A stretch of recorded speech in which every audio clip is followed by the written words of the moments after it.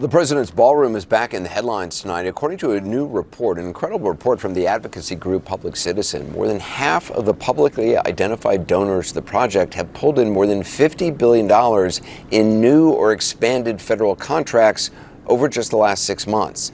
This is how the White House responded when we asked about the report, quoting now, "The same critics who are alleging fake conflicts of interest would also complain if American taxpayers were footing the bill for these long overdue renovations." The donors for the White House Ballroom project represent a wide array of great American companies and generous individuals, all of whom are contributing to make the People's House better for generations to come. Joining us now is Public Citizen's John Gollinger. It's kind of a non-denial denial. I mean, they didn't actually address what you have raised in this report. It's extraordinary. Just lay out these massive government contracts are going to ballroom donors. That's right.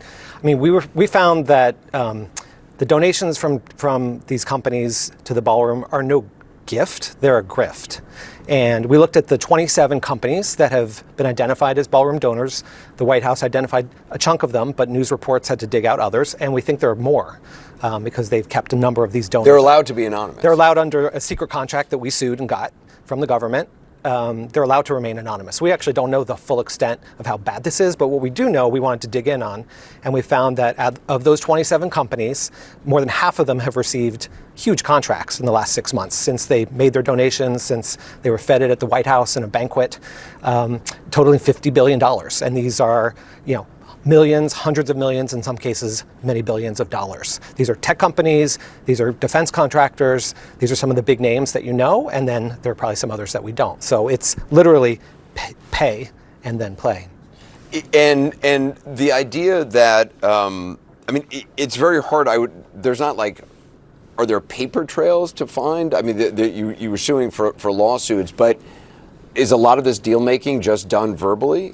Right. So, just like so much else about the Trump administration and in the corruption space, this has never happened before. Right. There's a reason that no president has asked big companies to give them money for a pet project and then doled out the hundreds of millions, if not billions of dollars, because at least it looks bad. And the American people need to trust their government for it to function. Right. This falls apart when this happens.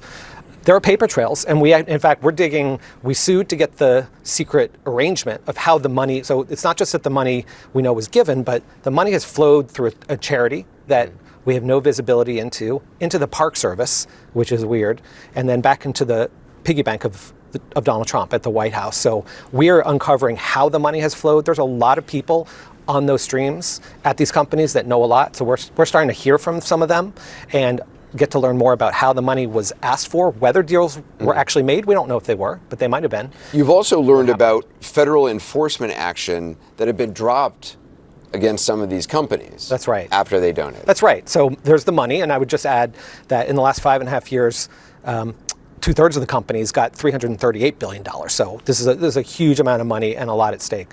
But you're right that it's not just the actual cash for contracts, but most of the companies that we looked at also were either facing federal enforcement actions or had them dropped. And that's either labor violations, workplace safety violations. A number of them want merger reviews or antitrust actions dropped. And those are things that if the federal government walks away, it costs the American people money, in some cases their lives.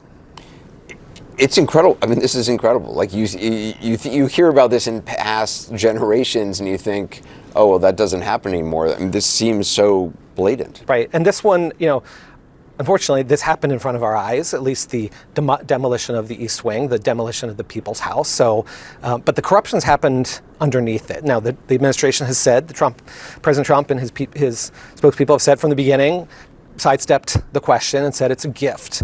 But it costs the taxpayers so much more when companies can give millions and get billions back. That costs us real money.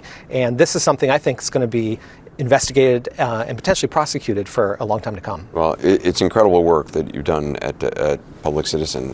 Thank you so much for talking about it. Appreciate it. Having me.